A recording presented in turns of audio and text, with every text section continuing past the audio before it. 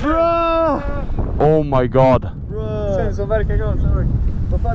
I just bought it. I opened it today. 500 euros. At least it's still recording. How did it survive that? That sucks. What do we do now? Do we continue to film the video? Yeah, let's slay the streets.